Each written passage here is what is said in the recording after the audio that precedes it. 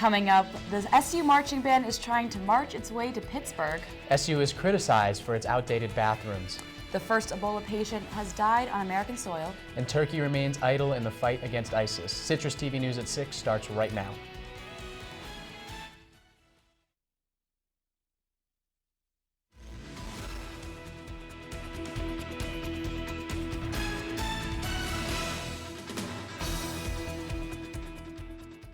Hello and welcome to Citrus TV News Live at 6 for Wednesday, October 8th. I'm Max Darrow. And I'm Ali Bauman. National Coming Out Day is October 11th, but here at Syracuse, all of October is Coming Out Month. That's our top story.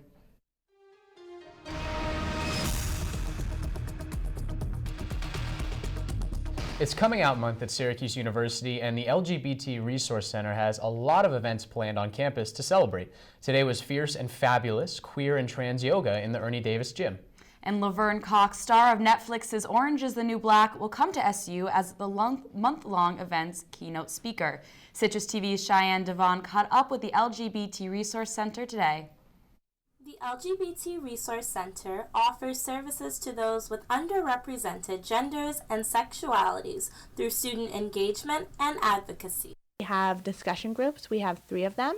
There's one called NudiQs. I facilitate that. That's every Monday in the fall and every other Monday in the spring. That's for new students who are just coming to campus, and it's also for folks who are just coming out. We have another discussion group called Embody that meets every other Wednesday, and that is for gender questioning, genderqueer, gender nonconforming, and trans people. And finally, we have a discussion group called Fusion that meets every other Thursday, and that's for people of color who identify within LGBTQ communities. The LGBT Resource Center is a safe space for students and is active all throughout the year, offering various trainings and panel discussions. However, October is a very special month. Although National Coming Out Day is celebrated on many campuses across the country, Syracuse University is one of the few to dedicate an entire month to raising awareness. And we made that shift maybe 6 or 7 years ago, and our intention was, if we have an entire month of programming that allows us to attain a level of visibility that we can't otherwise attain if we're just doing a week or a day. The You Are Not Alone list is another unique feature. By submitting your name to the list, you're kind of committing yourself to allyship, to interrupting oppression when you can, to offering support and resources to folks when you can, to working within and across your identities to push back against oppression. This has been Cheyenne Devon, Citrus TV News. Citrus TV will follow Coming Out Month all October for you, and you can keep up with all the events this month by following the hashtag OutspokenSU.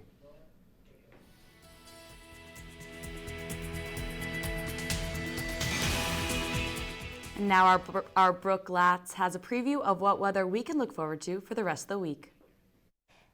Thanks, Allie. The sun was out around this morning, but that didn't last long. We saw some scattered rain in the afternoon with very overcast skies today. The high today was 64 degrees, but currently it feels like 57 degrees. Winds are coming from the west-southwest at about 15 miles per hour right now, so everything has been flying around, and I even saw a few umbrellas flip inside out earlier when it was raining.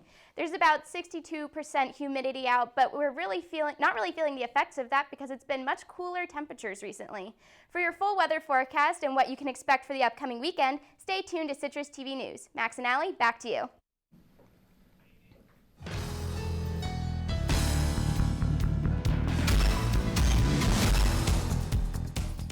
The SU football team is set to travel to Pittsburgh on November 22nd, and the Syracuse University Marching Band is looking to travel with them. The band started a fundraising campaign on Q's Funder in a goal to raise $35,000 to cover transportation, housing, and food for the trip. So far, the group has raised nearly 90% of its goal of $30,000. While many other ACC bands go to the away games, this will be the first time that the Pride of the Orange will travel with the team to an away game during the regular season. October 9th marks the 4th annual National Student Day, and you can stop by the SU bookstore for a day of giveaways that have planned. You can get free food samples, see showcases for different student services, and register to win some prizes at the bookstore vendors. A presentation is also scheduled to provide tips and tricks for using iOS 8. The motto of the celebration is Study, Serve, Celebrate. And in Syracuse University's 17 most trafficked buildings, there are 137 restrooms. Less than 6% of them, only 8 in total, are gender neutral. Colleges and universities across the country are installing more and more single bathrooms to accommodate the trans community, gender nonconforming people, and others who require special restroom accommodations. Despite the lack of gender-neutral bathrooms on campus, SU still has a 5 out of 5 star ranking from the LGBT-Friendly Campus Climate Index. The Syracuse University Senate is expected to vote tonight on a resolution supporting academic freedom. This comes after the University of Illinois at Urbana-Champaign fired a faculty member, Professor Stephen Salacia, for posting messages critical of Israel on Twitter. 2 political science professors are bringing forward the resolution, which would reaffirm SU's commitment to academic freedom. It also calls for the U of I to reinstate Professor Salacia. Coming up, America faces its first Ebola death. And Brooke Glatz will bring you her full weather forecast. All of that when CitrusTV returns. Now it's time for This Week in Bad Stats. Bad stats? Horrible stats. Here goes. 132. That's how many batters struck out 4 times in one game last season. Wow, very good. Here's a tough one, though. 3 and 4. No idea. That's how many kids witness bullying. 3 out of 4. That's not a good stat. No, it's not, but it can change. Kids want to help, but they don't know how. Visit stopbullying.gov and give them the tools they need to help prevent bullying. There are plenty of safe ways kids can help at stopbullying.gov. In the small town of Elmira, New York, a boy was born into an all-American family. The odds of him achieving his dream in the fashion industry? 1 in 23 million. The odds of having a child diagnosed with autism? 1 in 88. I am Tommy Hilfiger, and my family is affected by autism. Learn more at autismspeaks.org/signs.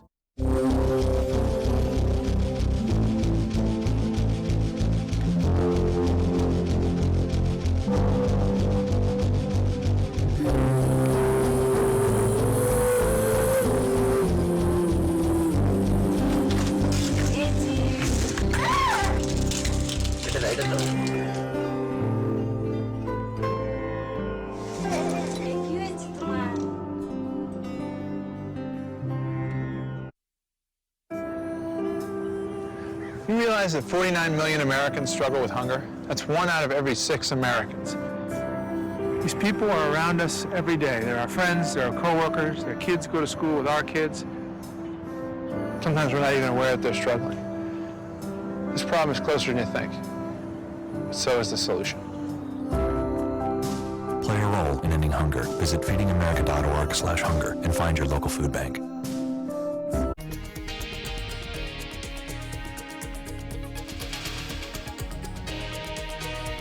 And now in national news, the first man diagnosed with Ebola in the United States has died. Thomas Eric Duncan, a native of Liberia, died this morning at a Dallas hospital. Duncan had been visiting a family in Texas for about 4 days before he started having symptoms of the disease. He finally was released from Dallas Presbyterian Hospital with flu-like symptoms. Days later, he was readmitted and never recovered. Family members say Thomas Duncan was 42 years old. And additionally, 5 of the busiest U.S. airports are taking steps to prevent Ebola from coming into the United States. The CDC is now requiring travelers from affected West African nations to go through additional screenings. Airports affected include New York's JFK, Washington Dulles, Newark in New Jersey, O'Hare in Chicago, and Atlanta's Hartsfield-Jackson Airport. And staying with Ebola, the first American to contract the disease, Dr. Kent Brantley, might have the answer to the survival of the latest American patient. Freelance journalist Ashoka Mukpo has received a transfusion of Brantley's blood. Doctors hope that Brantley's antibodies will be able to kickstart Mukpo's immune system to start fighting the virus. This has worked before. Brantley's blood was given to another Ebola patient who fought off the virus and recovered. And police are in the hot seat yet again, this time in Indiana. A family that was pulled over at a traffic stop is now suing the city and the Hammond Police Department after they say police officers allegedly used excessive force. In a video taken by a child in the back of the car, police can be seen breaking the passenger side window and tasing the man inside. Both the family and police say they felt threatened. The police department and the city are standing by the officers involved.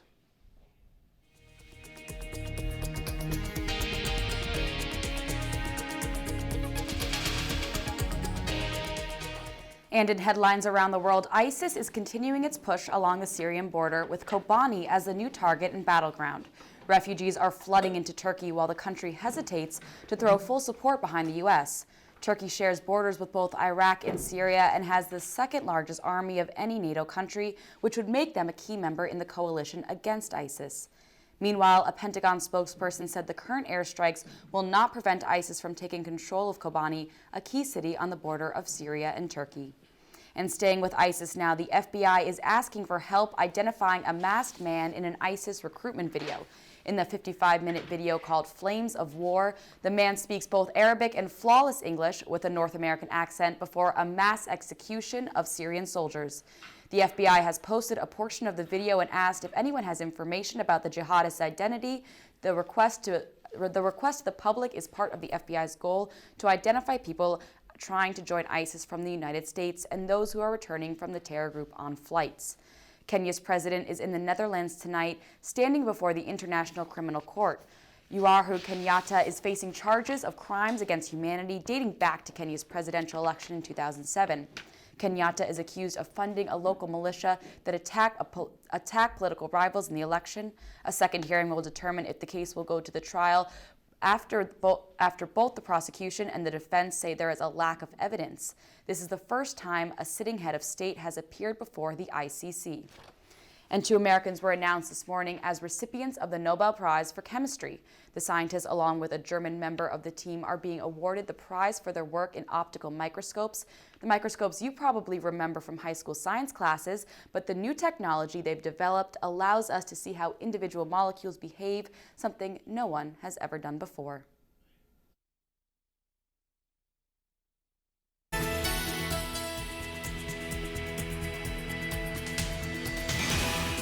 And now let's take a look with Brooke at the weather. Thanks, Max. Today, as I said earlier, the high was 64 with a low at 44.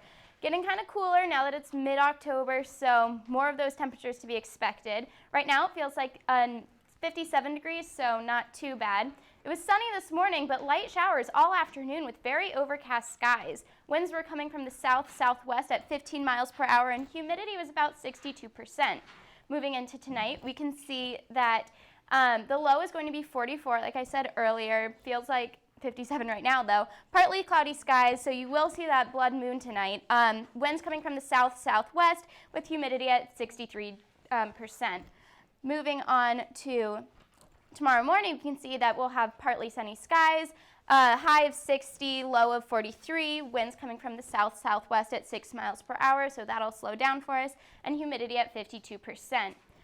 Looking at the current temperatures across the region, we can see that Syracuse is 59 degrees, but Albany and Scranton around us are more into the upper 60s. If we go much more south, we can see that Baltimore and Philadelphia are in the 70s, but you can see up here towards the west that it's much colder in the 40s, so we'll see a lot of temperatures changing, then it's becoming fall. Moving on to the current dew points, you can see that the area near Syracuse isn't that comfortable, not too dry, not too wet area, but out again to the west, much more dry. That'll be moving in as it gets closer into the colder temperatures. Moving on to the precipitation forecast, you can see that we're still just in the green, which means that we're seeing a little bit of rain, but within the next couple days, and actually the next couple hours, that's going to be moving out, and we will be nice and dry for the next couple days. On our 5-day forecast, we can see that today it was light showers, but for the rest of the weekend, it'll be partly sunny skies with a little bit of cloud coverage. The temperatures for today and tomorrow are in the lower 60s, but after that, we're going to dip down into the 50s, so it's finally going to start feeling colder. Lows in the 40s, but like I said, that sunny weather is going to be nice for the weekend. So, son, no snow yet, but it was 80 degrees last week. What's going on? You know, it's all these winter weathers coming in, and the huge, cold winter that we're expecting is just starting to take effect. Last year we had snow in late October, and I would not put it past weather to do that again this year. So I'm going on a hiking trip on Sunday. Now, is it good weather for outdoor activities this weekend? Perfect weather. You'll need the lice fleece maybe, but nothing too heavy. Hiking boots and leggings, you'll be great. Thank you. Coming up next on Citrus TV News, your genetics might have a lot to do with how much coffee you drink. And a Seventh Heaven actor is accused of child molestation. We'll be right back. I think someone at my friend's school has this thing called autism. My friend's brother's son has autism. My neighbor's son has autism. My son has autism. Autism is getting closer to home. Today, 1 in 88 children is diagnosed with autism. That's a 1,000% increase in the last 40 years. Learn more at autismspeaks.org/signs. Hey, my name's Katie and I'm in the 9th grade. I'm an A average student and I'm an athlete working towards a scholarship. And everybody tells me how much potential I have. But I just wish someone would tell me where my next meal is coming from. Katie, how'd I do? Do you have to be so serious? Well, I mean, I did like a crazy dance in a movie if you want me to like, do a little, no. Play a role in ending hunger. Visit feedingamerica.org/hunger and find your local food bank. Know what?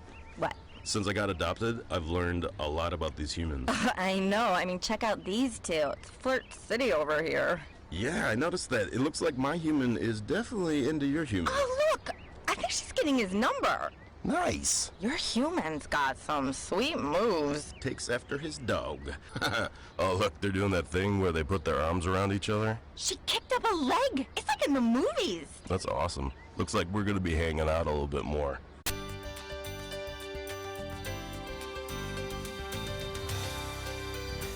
Well, are you the kind of person that needs a few cups of coffee each morning to get up and get going? I know I definitely am. I definitely am as well. It might be your parents' fault. A new research shows that coffee consumption could be written in genetics. A recent Harvard study uncovered 6 new genetic variants that can dictate the amount of coffee a person wants or needs in a day. Now, these different regions in human DNA can possibly explain why different people react differently to coffee and caffeine. The results of the study will allow researchers to better study the health effects of coffee and caffeine. Now, you've probably got a bunch of different apps on your iPhone that let you send pictures, find places to eat, play games, but a new app being used in Tennessee has a much more practical purpose. That's right. The Sick Weather app tracks illnesses like the flu and can tell people where they may be at risk of running into the virus. People can even use the app to see trends in sicknesses across the country if they plan on doing any traveling. Some cable television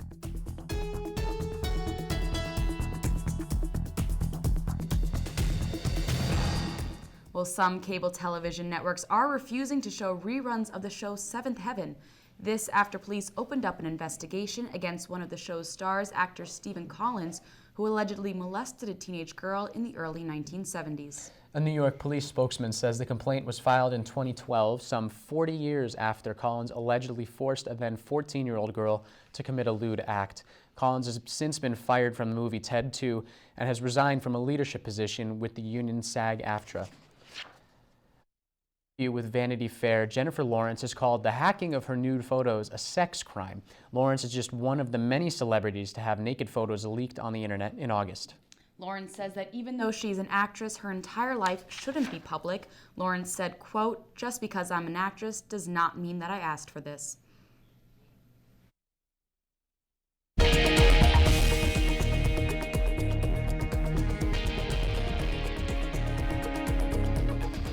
The largest retail store in the world has decided to terminate health insurance coverage for some of its part-time workers.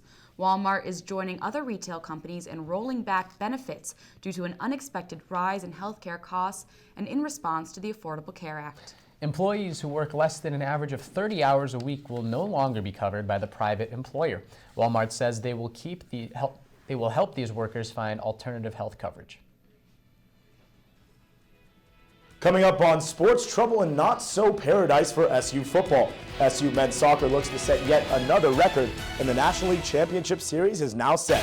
Sports on News after the break.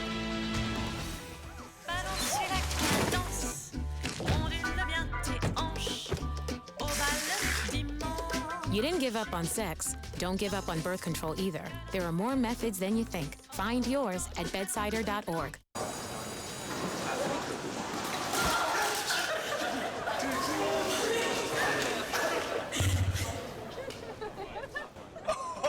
That's low.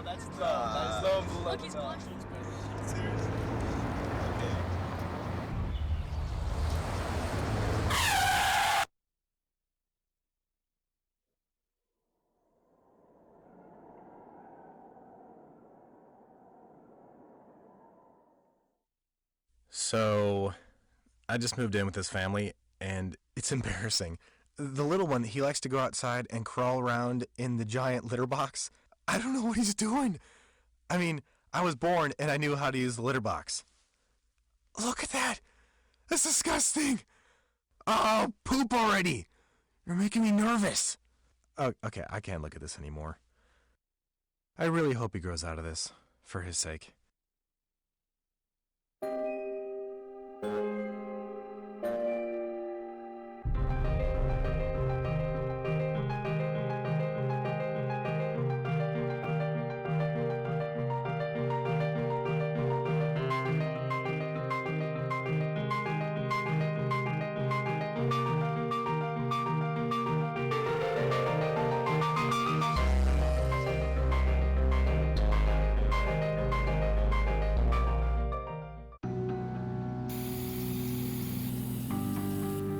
Turning a 20-foot wall into a canvas takes vision.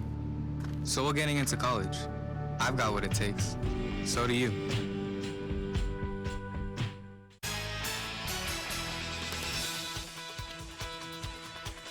The Orange in turmoil, an angry ex-offensive coordinator and no clear option at quarterback. Oh, and did I mention who lurks on the horizon?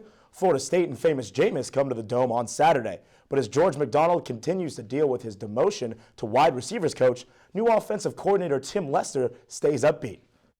Upper in Syracuse. If I would have known I was only going to get 18 games to be offensive coordinator, I would have stayed at the University of Arkansas. I would have never came here. So it is what it is. You know, I don't want to be a distraction.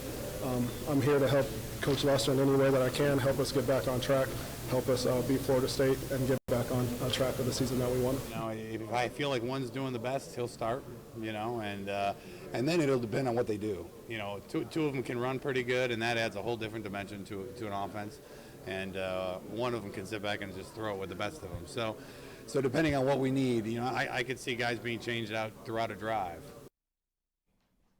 The number 4 ranked Orange, and no, this isn't basketball. The SU men's soccer team has already secured the program's best national ranking ever, and now look for the program's best ever record through 11 games. A win against Albany would give them just that. The team getting ready with some kids, and now in the 33rd minute, Jordan Morrell off the corner, bending it into the top post. Where does mama keep the cookies? The top shelf. And doing the shmoney dance with his team. Now Albany would respond here, though. In the 56th minute, Afonso Pinheiro with the strike puts it past the keeper. Tied ball game at 1-1. But in the 82nd minute, Alex Hallis scores his first goal of the year. The assist to Julian Boucher and Stefano Stemlocados. The Orange win 2-1.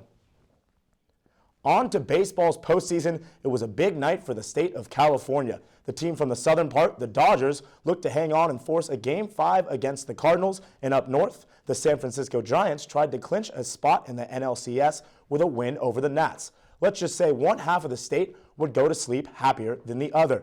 The Dodgers lost the game to the Cardinals 3-2. Clayton Kershaw is now 0-4 against the Cardinals in the postseason. Matt Adams with a big 3-run home run to seal it on a hanging curveball that Clayton left up, and now going up north to the Giants. The Giants with a big win over the Nationals on a pass ball. Panic on his way to score the winning run for the Giants. They move on to the NLCS. Buster Posey and the crew is very excited and very happy to be moving on to the NLCS.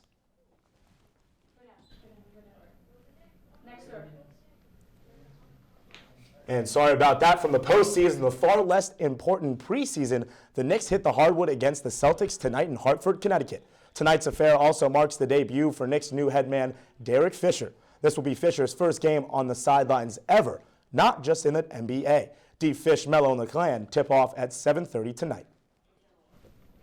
Okay, Ben, so tell me, what can we expect from the Knicks this year? You know, Melo's going to be doing his thing, scoring a lot of points, but he doesn't have a great supporting staff, and I don't really know what D. Fish will do in his first ever time coaching in any professional league or any college league. D. Fish is going to have to prove himself under the Zen master, Phil Jackson. Moving from the preseason to the postseason, it's a wild night up in San Francisco. What's next in the NLCS? You got the Giants or you got the Cardinals? Both teams know how to win in the postseason. They just seemingly get it done year after year. The Giants are a good team. They've come in on a little bit of a momentum stretch right now and winning some big ball games and doing it in some kind of old-fashioned ways with the pass ball and getting the win there. And then the Cardinals look like a team to beat. A great pitching staff with Adam Wainwright, Shelby Miller, and then Matt Adams provided a big bat in the division series against the Dodgers. It's going to be tough to pick a win. I like the Cardinals in 7. Thank you, Ben. When Citrus TV News comes back, Brooke Glatz will have your wake-up weather. Welcome to my block party. Glad you can make it. The only triple doubles you get come with fries. Last time you blocked someone, you were online. I can do this all day. Your moves are just gay. Using gay to mean dumb or stupid, not cool. Not cool. Not in my house, not anywhere. It's not creative, it's offensive to gay people. And you're better than that.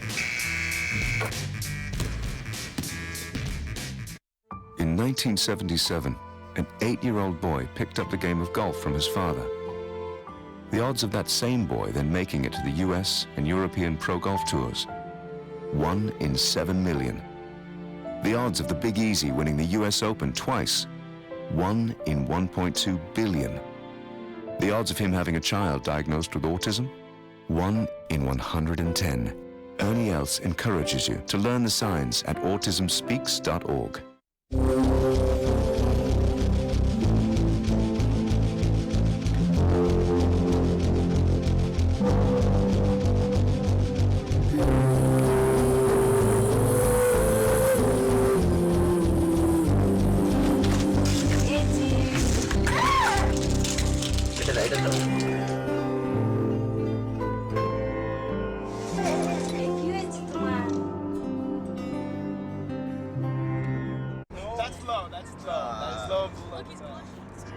The average text takes your eyes off the road for nearly 5 seconds.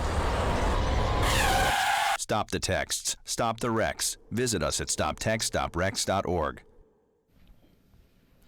And now we'll go to Brooke Glatz with your wake-up weather forecast. Thanks, Max. You can expect sunshine tomorrow when you wake up with a morning average temperature of 56 degrees. The morning low will be 44 degrees, so again, dipping down into those cooler fall temperatures.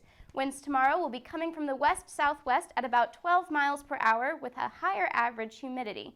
It'll be a day pretty much like today, except instead of the afternoon showers, it'll be just a little cloudier than usual, but still partly sunny. The high for the afternoon tomorrow will be 60 degrees with the wind picking up a little bit to 17 miles per hour in the later afternoon, so you might need to break out those windbreakers and tie up your hair. That's all for what you can expect tomorrow. Max and Ali, back to you. And now we turn to the world of boxing, where one fight is going viral. But this is not your typical rumble in the jungle. Take a look at this. The fighters were 2 red kangaroos, and the arena was a suburban street in Australia. They're the biggest kind of kangaroos, with some standing 6 feet tall and weighing nearly 200 pounds of pure muscle. The 2 heavyweights slapped and kicked one another for over 5 minutes. The panel is still deciding on the winner, and the fight did not result in a knockout. Well, that does it for us. Thanks for watching Citrus TV News Live at 6. Be sure to check us out on Facebook and follow at Citrus TV News on Twitter. I'm Ali Bauman. And I'm Max Darrow. Enjoy the rest of your evening, Syracuse.